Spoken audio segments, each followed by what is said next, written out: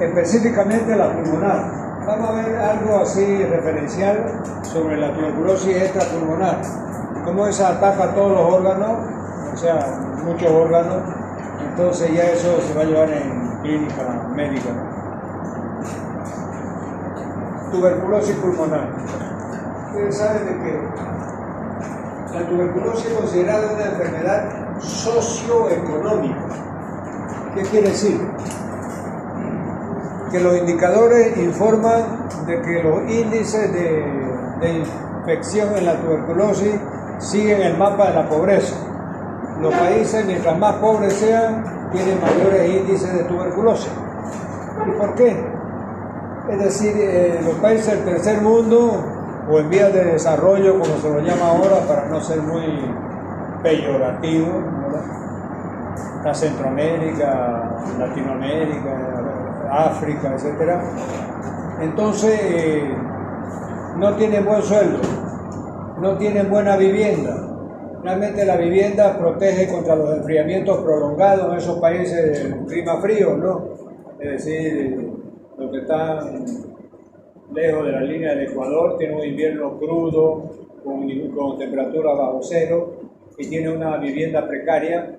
Entonces eso, enfriamiento prolongado, la mala alimentación, no tienen dinero para comprar proteína. Entonces todo eso hace que la tuberculosis sea una enfermedad considerada socioeconómica. Muy bien, con ese preámbulo vamos a comenzar entonces la introducción. La tuberculosis continúa siendo una de las enfermedades infecciosas más importantes y un problema de salud pública a nivel mundial. A pesar de existir una cura desde mediados del siglo XX y una estrategia mundial para erradicarla, la Organización Mundial de la Salud ha estimado una incidencia anual de 8.8 millones de casos con 1.8 millones de muertes. Entonces, fíjense, esta es una pandemia permanente que tenemos. En el mundo se infectan anualmente 8.8 millones de personas, casi 9 millones. Y mueren de eso 1.8, casi 2 millones de personas mueren en el mundo a raíz de la tuberculosis. Entonces, por eso es que se estudia en todos los cursos de salud pública.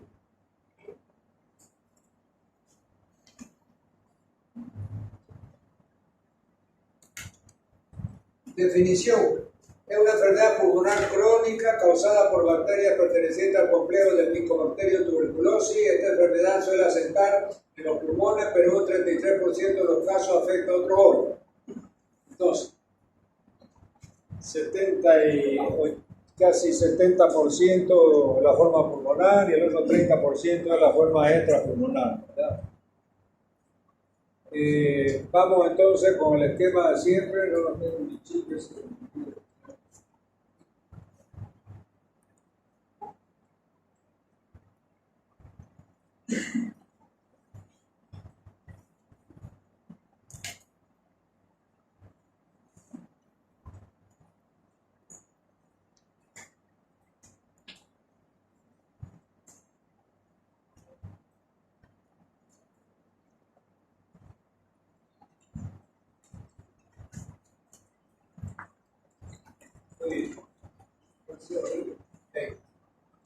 Decimos tuberculosis extrapulmonar, pero la tuberculosis extrapulmonar es menos frecuente que la pulmonar, es difícil diagnosticarla, no tiene tanta contagiosidad como la pulmonar. Los órganos extrapulmonares se encuentran inmediatamente en los vacilos, al pasar a los ganglios linfáticos y a la corriente sanguínea. Puede localizarse en la parte superior de los pulmones, pleura, meninge, diáfisis de los huesos largos y ganglios.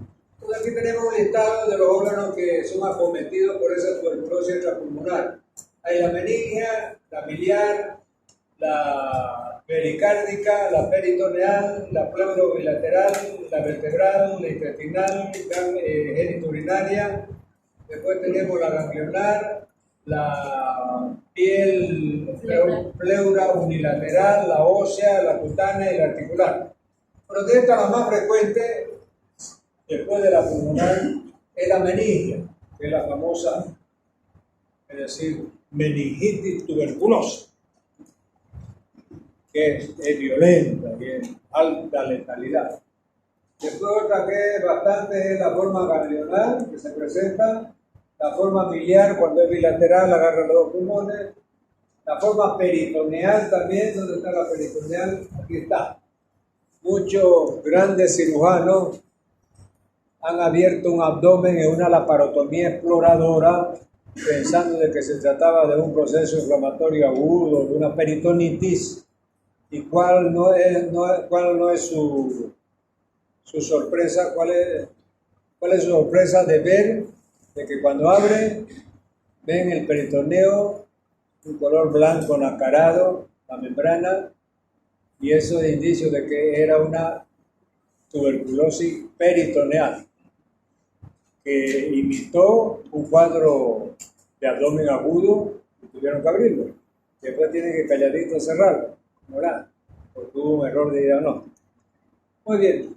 Entonces es muy frecuente también la renal, ¿verdad?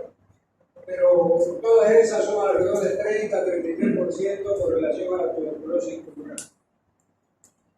Agente etiológico. Entonces ahora vamos ya a nuestro esquema, a la estructura básica que vamos a seguir de aquí en adelante, siempre agente etiológico, mecanismo de transmisión y contagio, cuadro clínico, diagnóstico, prevención, tratamiento, etc.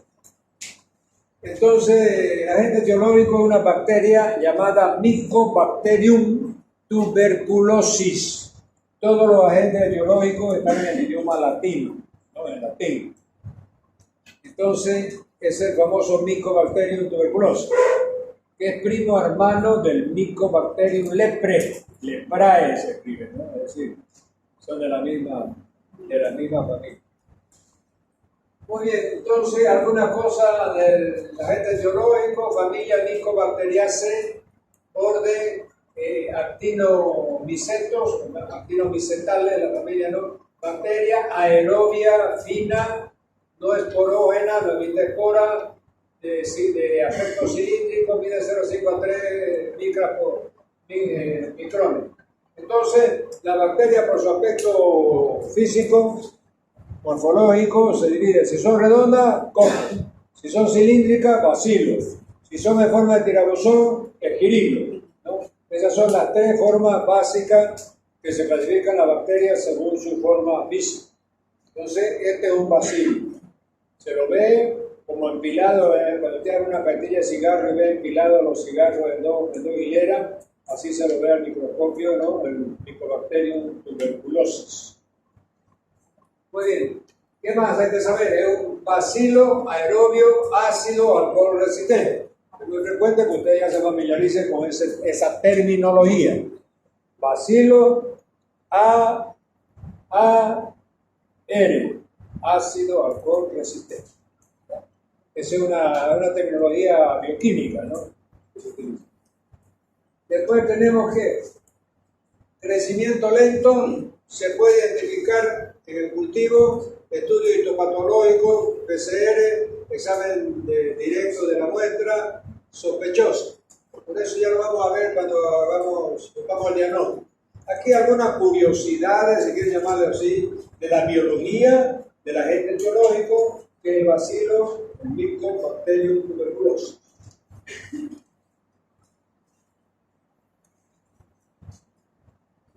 Aquí tenemos mecanismos de transmisión y contagio.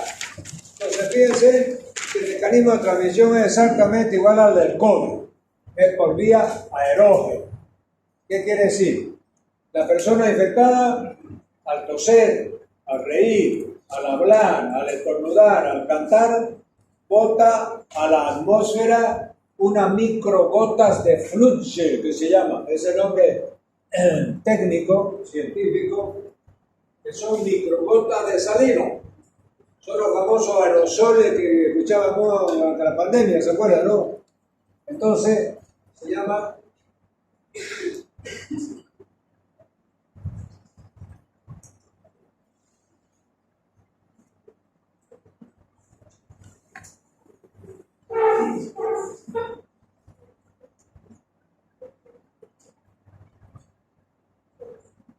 esa dice influye, por eso le escriben con doble G, ya, es la palabra alemana.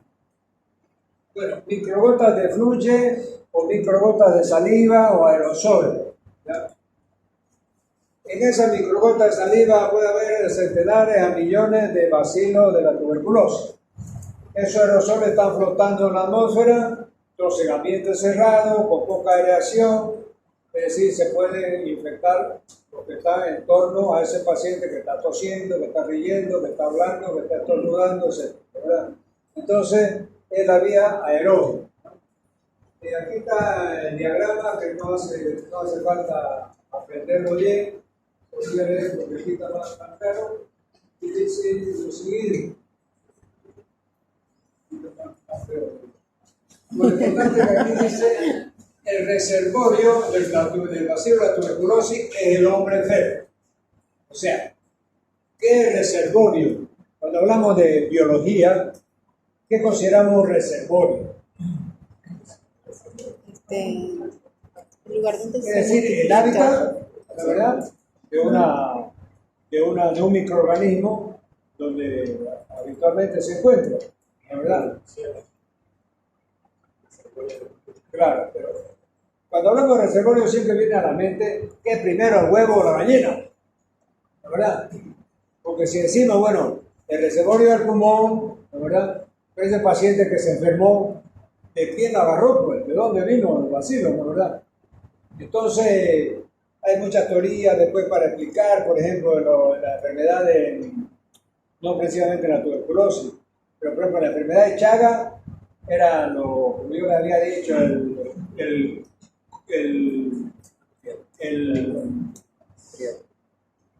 ¿cómo se llama? Ahí el corechi, que es redondito, ¿no?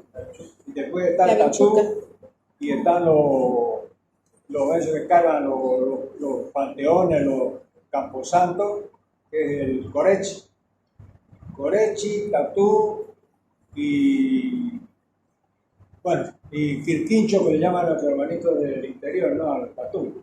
Entonces, esos son los reservorios del agente etiológico del Chagas, que era cuál? Trypanosoma cruzi, ¿no? Muy bien. Acá se habla nomás de que el reservorio está en el hombre, el paciente infectado. Pero no sabemos si el primero que desinfectó fue Adán y Eva o después fueron los miembros de la curia romana, etc. Pero aquí lo importante es que si partimos de que el reservorio está en el hombre infectado, entonces él a través de la tos, del estornudo, etc., va a ir esparciendo la enfermedad y las personas se van a ir contagiando en su entorno al respirar ese aire cargado de microgotas de fluye que están llenas de bacilos. Entonces, al inspirarla, pasa a pulmón y ellos se infectan. Muy bien, eso ya no necesita mucha explicación. La transmisión de la infección tuberculosa requiere la combinación de factores. Bueno, entonces, eso de parte del agente etiológico. Ahora, tenemos que ver la parte del huésped. ¿Cuáles son las condiciones para que el huésped se infecte? Porque no todos los huéspedes que tuvieron o las personas que estuvieron en torno a un tuberculoso se van a llegar a infectar. Entonces tengo una diapositiva más explícita para ver palmo a palmo cuáles son las condiciones. Aquí está. 1, 2, 3, 4 y 5. Son 5 factores determinantes del contagio. O sea, para que el huésped se contagie, depende de estos 5 factores. Primero, la localización de la tuberculosis. Si es pulmonar, pues es extrapulmonar. Si es pulmonar, es 5 veces más contagiosa que la extrapulmonar. Segundo factor que va a influir es como una determinante en el contagio. Características de la enfermedad: mayor o menor cantidad de bacilos del esputo. Esputo, ya le he dicho, es secreción, no catarro. No estoy insultando a nadie, ¿verdad? Así que no se van a quedar, no se van a sentir aludidos. ¿Qué quiere decir? Puede haber un paciente con una pequeña cavernita tuberculosa y al toser va a botar poco bacilo, ¿no? Y hay otro que ya es de larga data, está lleno de caverna, y al toser va a botar un montón de bacilo. Entonces, lógicamente, ese que tiene ya varias cavernas va a ser mucho más contagiante que aquel que tiene una pequeña cavernita y que tiene poco bacilo al toser, que emite poco bacilo al toser. Entonces, esto está aquí como característica de la enfermedad, mayor o menor cantidad de bacilo en el puto. Tercera determinante, la duración y frecuencia del contacto entre la persona sana y la enferma. Claro, si usted por ejemplo va a una reunión, está invitado, es decir, mucha gente está invitada específicamente y va a la reunión y esa reunión dura 3 horas y otro entra ahí 5 minutos para hablar con alguien y después se sale. Entonces, lógicamente, hay mucho más probabilidades de que los que tuvieron 3 horas en ese ambiente respirando donde había varios tuberculosos se infecten y no ese que entró 5 minutos y se salió, ¿verdad? Entonces va a depender del tiempo de exposición del huésped, ¿no? al ambiente donde está el agente etiológico. Cuarto, las características del ambiente en que ocurre. Pues aquí quiere decir que los ambientes cerrados, sin ventilación, va a hacer que las microgotas de fluye sigan, los aerosoles sigan flotando y la gente se siga infectando. Aquellos que tienen ventilación abierta, tienen las ventanas abiertas, tienen ventiladores, etc. Es decir, hay menos probabilidades de contagio. Los ambientes cerrados son más riesgosos. Y por último, las condiciones del individuo expuesto, nutrición, enfermedades concomitantes. Es amarillo, sopleque y come tierra, ¿no? Que tiene un glóbulo rojo de ida y otro de vuelta, anémico, ese tiene más posibilidades de infectarse, porque sus defensas están bajas, su sistema inmunológico está bajo, está anémico, entonces tiene todas las condiciones para infectarse. Y el otro que viene nutrido, cachetoncito, rosadito, ¿ah? Gordito, tiene la defensa probablemente más resistente al bacilo y por eso se infecta menos. Muy bien, sigamos.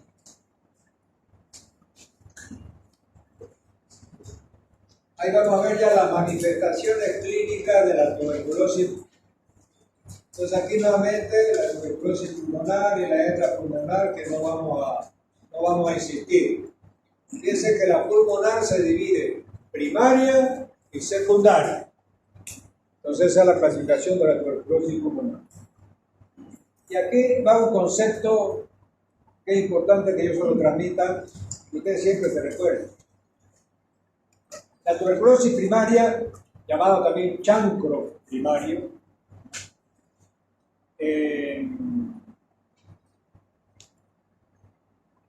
se considera la primera vez que el paciente está en contacto con el bacilo tuberculoso. Entonces, forma su lesión, su chancro primario, se rodea de alguna adenopatía, bueno, con tratamiento, regride y se cura. ¿La verdad?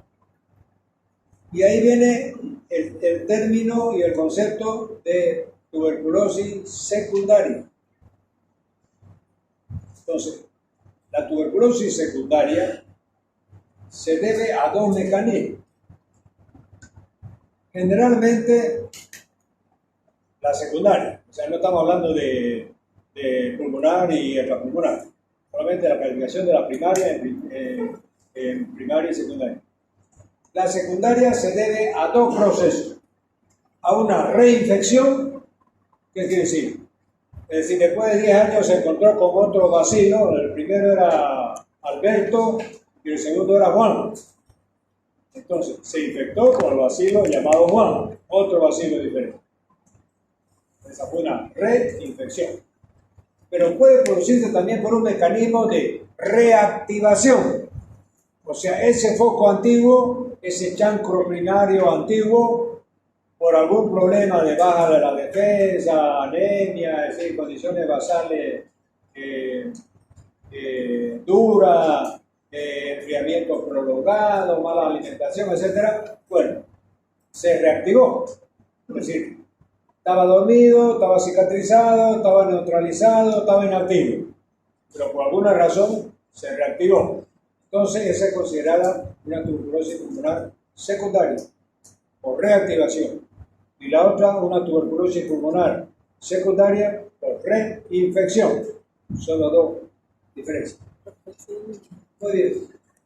Entonces, la extrapulmonar ya hemos visto que consideran 6, la más importante: ganglio linfático, pleura, vía respiratoria alta, geniturinaria, osteoarticular y pericardia. Hemos visto también el drama de los cirujanos cuando abren un abdomen y es una tuberculosis peritoneal.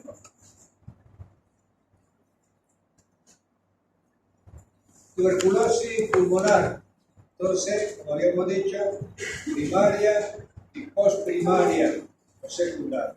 Yo siempre insisto que habrá que acordarse de secundaria que postprimaria, ¿verdad? Porque si hay una primaria, seguro que hay una secundaria. Entonces, primaria y secundaria. Entonces, acá tenemos el cuadro clínico. Fíjense que aquí, para aprender los síntomas y grabárselo mejor, ya con una proyección clínica de los pacientes y no de forma teórica, ¿no? Por eso yo insisto en que aquí ya surge el término de sintomático respiratorio. Entonces, fíjense ustedes, los síntomas que lo dan así largados nomás, sin ninguna conexión, es pérdida de peso, fiebre, sudoración nocturna, tos, y aquí, aquí está la tos, aquí está la fiebre, aquí está la sudoración nocturna, aquí pérdida de peso, y aquí expectoración purulenta o hemotoide. Pero lo básico que uno ve en la clínica médica diaria es tos seca o con expectoración, acompañado de una febrícula, una fiebre de 37,5 más o menos vespertina. O sea, al terminar la tarde, a las 6 de la tarde, la persona se siente mal, sin ganas de nada, va y se acuesta, duerme una horita y se levanta sudando, bañado en sudor. Entonces, ojo con eso, porque ahí es que a raíz de eso han incorporado el término del sintomático respiratorio. ¿Qué quiere decir? Cuando yo les dije de que la prevención se clasificaba en tres formas de prevención. La prevención primaria son la vacuna. La vacunación que se hace en los centros de salud es la actividad que es ejercida en ese primer nivel para prevenir primariamente cualquier tipo de enfermedad.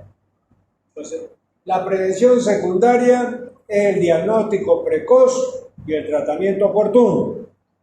Es decir, ¿por qué? Sí, y sobre todo se aplica en la tuberculosis.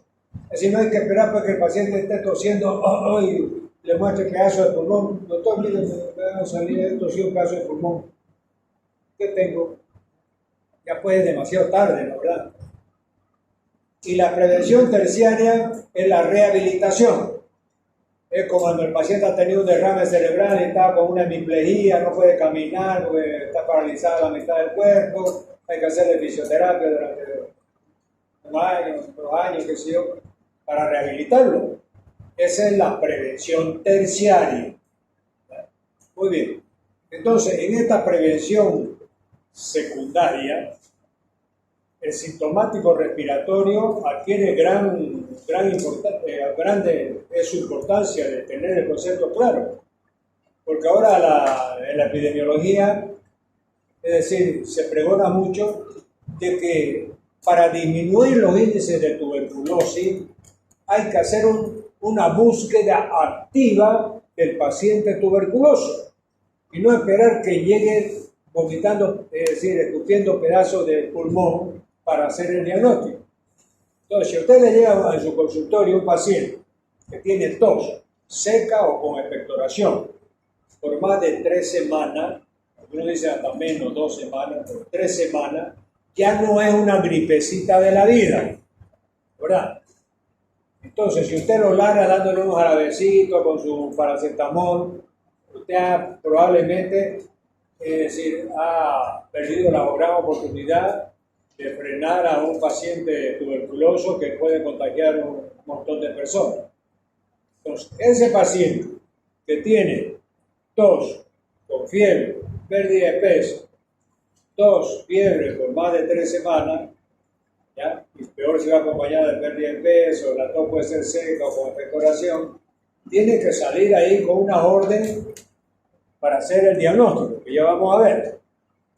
Pero usted no puede soltarlo con sus jarabecitos pensando que es una gripecita de la vida. Ese es un tuberculoso pulmonar hasta que no se demuestre lo contrario. Muy bien. Entonces, cuadro clínico. La tuberculosis carece de manifestaciones clínicas propias. El síntoma más representativo es la tos, que al comienzo es seca, irritativa y que se vuelve productiva con expectoración mucosa, purulenta, por más de 15 días. Fíjense que aquí están poniendo 2 semanas. Ese rango, como le digo, varía. Uno dice, hay que poner 2 semanas, y dice, no, muy poco, pongámosle 3 semanas. 15 días. Al ser la tos el principal síntoma de la enfermedad, el paciente es identificado como sintomático respiratorio con sospecha de tuberculosis. Los síntomas y signos subjetivos de la tuberculosis se clasifican en síntomas locales, respiratorios y generales o sistémicos. Bueno, ya hemos visto, tos, expectoración, seca, etc., ¿no? Y sistémico puede ser pérdida de peso, pérdida de apetito, astenia.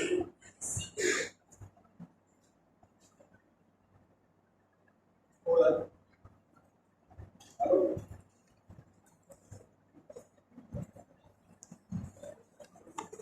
¿Quién habla? ¿Quién habla? Hola. Oiga, ¿cuándo lo dice? Yo estoy pasando clase ahorita. ¿Luis es el del consejo? ¿Vete? O el otro.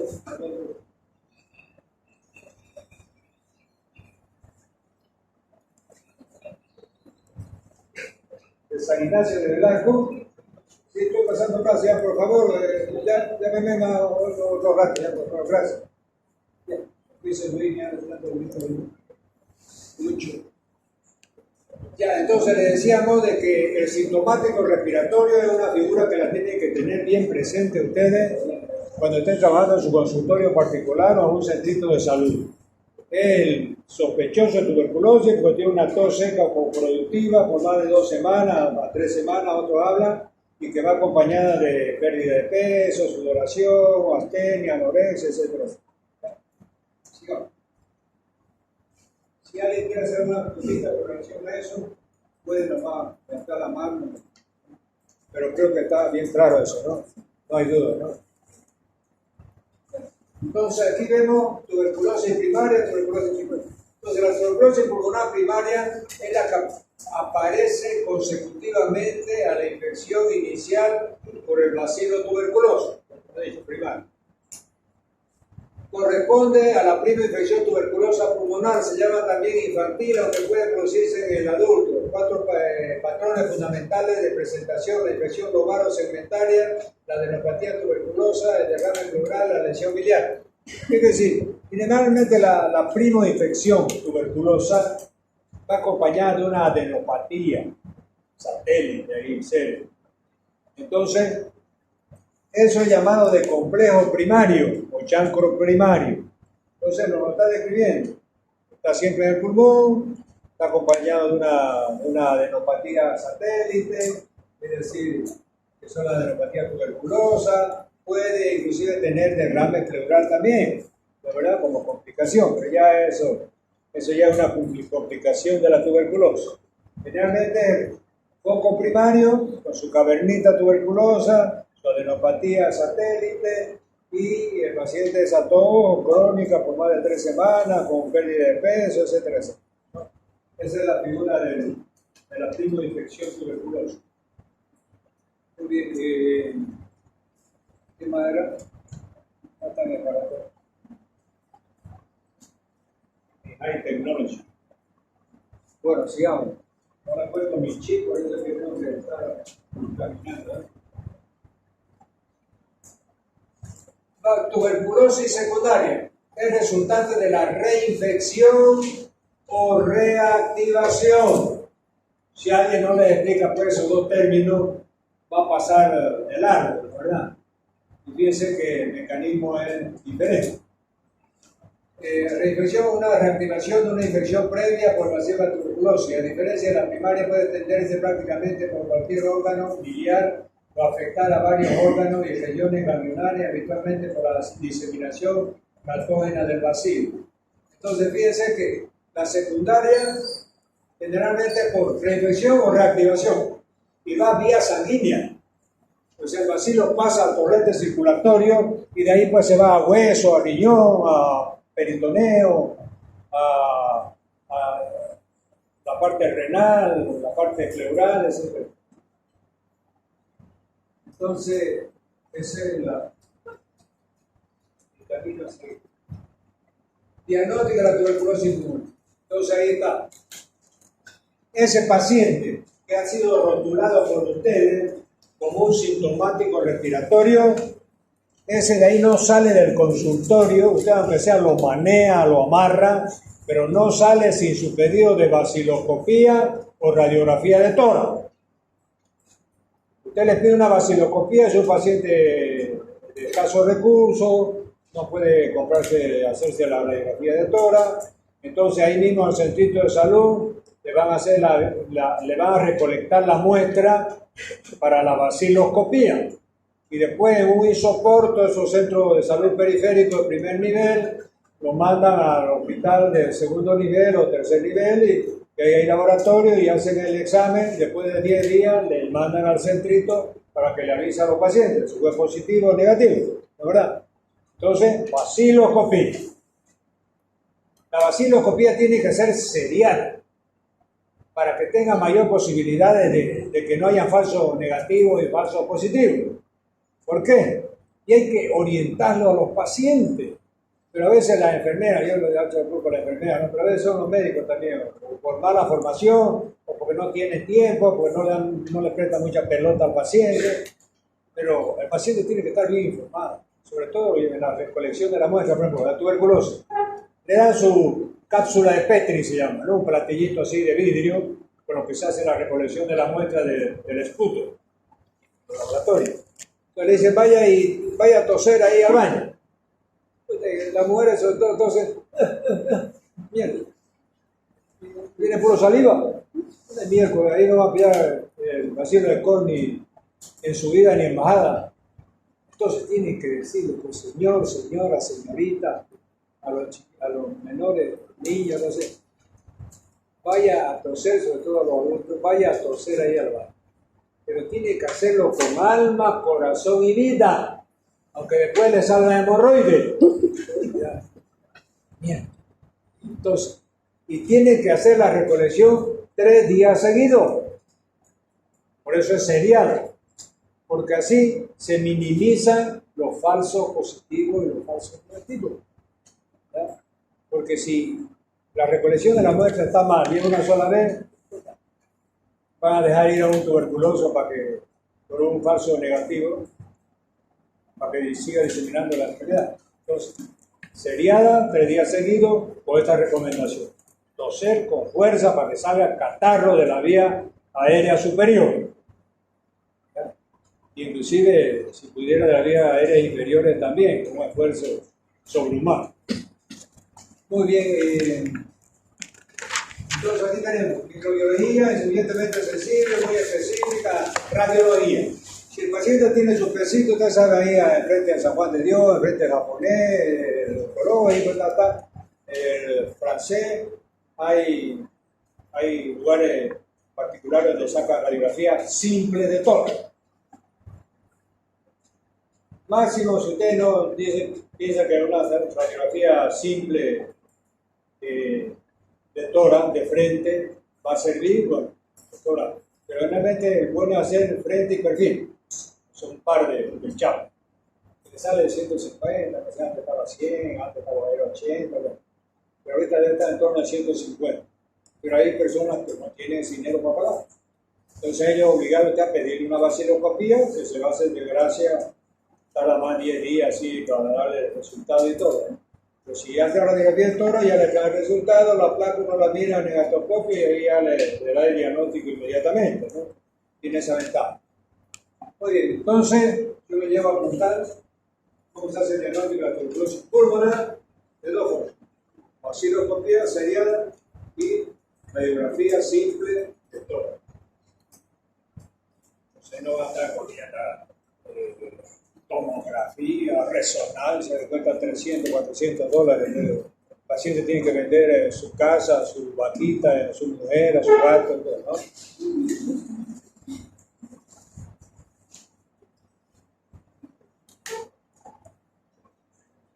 Diagnóstico nuevamente de la tuberculosis pulmonar. ¿Qué dice aquí? El diagnóstico se basa en el cuadro clínico, derivado proteico purificado del PPD, bacteriológico. Fíjense que aquí va a estar la famosa, después vamos a ver. Antes se hacía mucho la famosa reacción de Mantoux.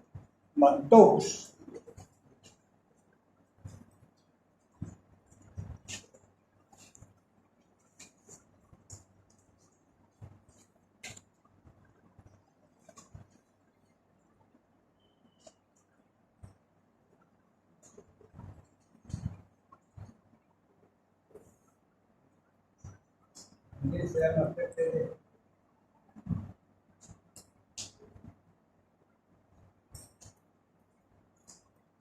Alto grafito. Derivado proteico purificado. La Mantoux es una intradermo reacción, la PPD, que se hace en el antebrazo, una inyección subcutánea y se le inyecta la tuberculina, que es la proteína del bacilo. Entonces hay que leerlo a las 42, a las 72 horas, hay que leer el resultado de la reacción. Pero no leer, no, Alberto Méndez Capodino, no. Leer quiere decir ver el diámetro de la roncha. Mayor a 20 milímetros, el diámetro de la roncha quiere decir que es Mantoux positivo. Menos de 20 milímetros es Mantoux negativo. Antes se utilizaba eso para hacer diagnóstico. Y decía, el Mantoux positivo tiene tuberculosis, el Mantoux negativo no tiene tuberculosis. Y ahora ya el concepto más moderno que se maneja es que la reacción de Mantoux y PPD son pronósticos. O sea, informan cuál va a ser el destino de ese paciente si se llega a tener contacto con el bacilo de la tuberculosis. Entonces quiere decir que sí, el PPD positivo indica que cuando tenga contacto con el bacilo de la tuberculosis, se infecte, va a reaccionar bien, tiene defensa. Y si es el PPD como Mantoux negativo, va a reaccionar mal, se va a defender poco y probablemente va a tener complicaciones. Entonces el concepto ha mudado de ser diagnóstico a ser pronóstico de la enfermedad. O sea, visualizar en el futuro qué es lo que va a pasar con ese paciente.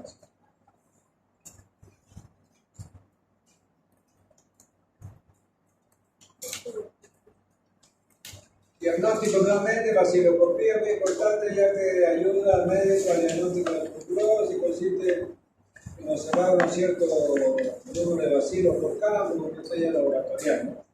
Examen físico, paciente con caquético, paciente no necesariamente porque está comenzando la tuberculosis no tiene que estar caquético, ¿verdad? Hasta ha disminuido el peso bastante, ¿no? Al examen del aparato respiratorio presenta los campos pulmonares, presentan estertores gruesos, se llaman estertores crepitantes y subcrepitantes, ustedes ya lo van a llevar en semiología, eso, ¿no? Predominio derecho, matidez a la percusión, compatible con síndrome de condensación. Pero, lógicamente, Cuando usted sospecha o a la ocultación, oculta extractores y cuando percute hay matidez en esa zona, seguramente tiene un foco de condensación, ¿no? Que después se va a hacer caverna. Entonces, esto ya es semiología, ¿verdad? Pero es más o menos cómo se presenta semiológicamente esos focos de tuberculosis primaria y tuberculosis secundaria.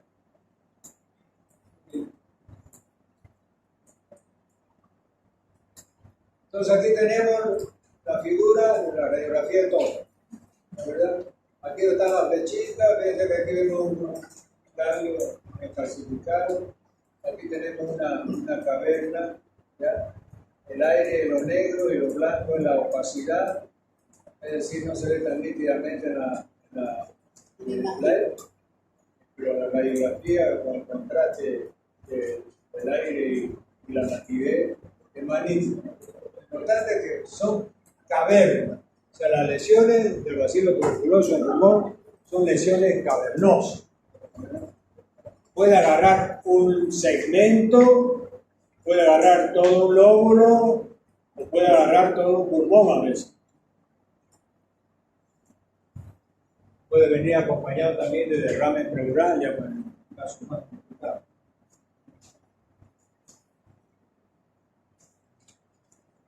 Aquí que es reacción de Mantoux. El fundamento de la prueba se basa en la capacidad de la microbacteria de inducir una reacción inmunocelular retardada. Se denomina PPD, derivado proteico purificado o prueba de Mantoux. Una reacción positiva de PPD no significa enfermedad, sino que el individuo ha sido infectado en algún momento de su vida con una microbacteria y se ha sensibilizado al antígeno. ¿Ya? Entonces, por eso es que se la considera pronóstica. Intradermorreacción de mandíbula, que está viendo cuántos centímetros cúbicos le pone, después de cuántas horas, 48 de 72 horas lo lee, ¿no, verdad? Todo ese procedimiento que ya es práctica clínica. Pero está la descripción ahí, cuántos centímetros cúbicos de tuberculina le pone, de las 48 de 72 horas la lee, las pápulas. Tenemos tratamiento de la tuberculosis, tratamiento directamente observado, TTO. Fíjense que el tratamiento ha venido evolucionando con los tiempos, porque es un tratamiento muy largo, casi de un año. Hay que darle 5 o 6 drogas, toman 10 comprimidos por día y más hígado que aguanto. A veces son obligados a cortar el tratamiento, a suspender el tratamiento, porque no aguantan. Se pone histérico por la colangitis que le viene de la droga que se le pone. Y felizmente después usted lo corta y ya se hace resistente a la tuberculosis. Y hay que darle ya otros medicamentos de última generación que son mucho más caros y que el Estado tiene la obligación de darle a estos pacientes, ¿no? Para su tratamiento, que es largo.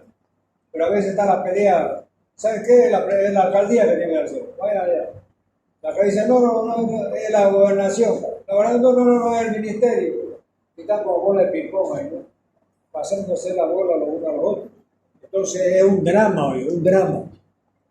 Entonces fíjense, el primer esquema, aquí dice de 6 meses. Y van a dar 5 drogas. Rifampicina, fíjense. Isoniazida, piracinamida, etambutol y estreptomicina. Repito, rifampicina, isoniazida, piracinamida, etambutol y estreptomicina. Fíjense que esta estreptomicina, que es una inyección, viene de forma inyectable, es antiquísima, digo, y produce ototoxicidad, lesiona el nervio auditivo. Octavo paso. Entonces también corre el riesgo de estar durante 4 meses dándole. Por eso hay que darle en determinadas casas bien. Lo importante es hasta evitar la estreptomicina por la ototoxicidad. Pero a veces son obligados porque el esquema que se emplea es uno de los esquemas Entonces, después de esos 6 meses, se suspende y queda nomás con rifampicina e isoniazida por 4 meses más. Pero fíjense, son 10 meses. Definitivas son alrededor de un año casi. Y como les digo, y como no aguantan más y los remedios le dan a veces para un mes, tantas píldoras de isoniazida, rifampicina, y tienen que volver al centro de salud después de un mes. Muchos lo cortan y ya no vuelven porque vomitan, produce gastritis, terrible. Entonces, y supóngase al Estado le cuesta un tratamiento por un año $500. Con este tratamiento con yoga normales. Pero si lo corta y se vuelve resistente, le va a costar pues $5,000 al año los medicamentos. Entonces, por eso es que no es ni bueno clínicamente ni bueno económicamente cortar el tratamiento. Pero a veces el paciente es complicado. Habían algunos que eran medio mañosos, ¿no? Por eso se inventó el tratamiento fiscalizado. O sea, el paciente iba al centro de salud y ahí mismo tomaba el comprimido y la enfermera lo seguía hasta el baño. Poquito faltaba decir, tráguelo. A ver, saca la lengua, a ver si no lo tiene más la lengua. Para cerciorarse de que lo tomó.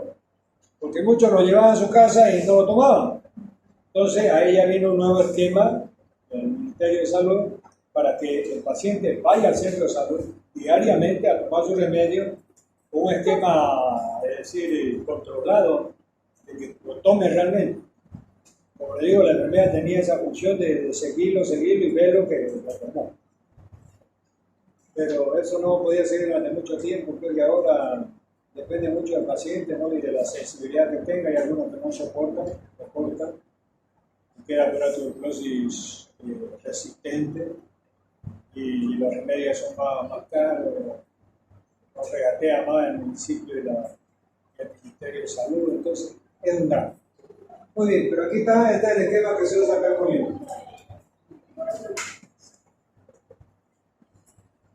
Prevención.